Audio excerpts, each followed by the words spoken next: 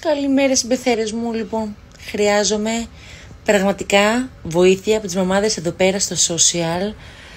Σας έχω πει εδώ και αρκετό καιρό ότι προσπαθώ να αποθυλάσω, πράγμα που σημαίνει ότι το μωρό πρέπει να σταματήσει να πίνει από το ζυζίκι και να αρχίσει να πίνει από μπουκάλι, πράγμα που δεν συμβαίνει, με αποτέλεσμα να μην μπορώ να αφήσω το μωρό πουθενά, γιατί πρέπει φυσικά να το ταΐζω εγώ και να είμαι μαζί του συνέχεια, γιατί ενδέχεται να πεινάσει. Οπότε δεν μπορεί να μείνει ούτε ο Δημήτρης μόνος του με το μωρό, ούτε κανείς μόνος του με το μωρό. Πρέπει το μωρό να είναι μαζί μου συνέχεια. Που ναι, χαίρομαι, αλλά θέλω να κάνω και κάτι λίγο μόνη μου, καταλαβαίνετε.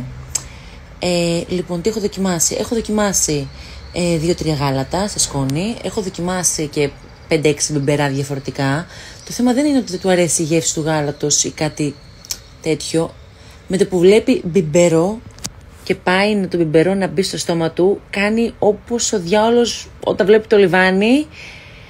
Θα σας κάνω λίγες ακόμα διευκρινήσεις, γιατί μου στέλνετε ήδη κατεβατά μαμάδες, αλλά όχι αυτά για τη δική μου περίπτωση. Λοιπόν, ναι, το ξέρω ότι για να αποθυλάσει πρέπει να μπει σταδιακά το μπιμπερό και να μειώνω γεύματα από το στήθος και να πηγαίνει στο μπιμπερό.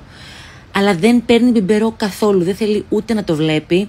Δεν έχει να κάνει με το γάλα που έχει μέσα, γιατί δεν φτάνει καν η σταγόνα του γάλατος στο στόμα του. Δεν θέλει καν να νιώθει το πλαστικό αντί για τη θηλή μου. Δεν ξέρω τι πρέπει να κάνω. Το μωρό πρέπει να πίνει μέχρι να γίνει ενός έτους σίγουρα γάλα. Είναι 8 μηνών αυτή τη στιγμή. Και εγώ έχω να πάω στα γενέθλια της κολλητής μου, το οποίο είναι σε λίγες μέρες, γίνεται 30 χρονών. Δεν ξέρω πώς θα καταφέρω να πάω στα μπουζούκια. Πρέπει το μωρό να καταφέρει να πίνει κάποια γευματάκια με τον μπιμπερό μέσα στις επόμενες μέρες. Send help. Μαμάδες, δεν ξέρω τι να κάνω, αλήθεια. Πώς θα πιει το μπιμπεράκι? Πρέπει να πιει μπιμπεράκι, οπωσδήποτε. Πώς θα το αγαπήσει? Τι να κάνω?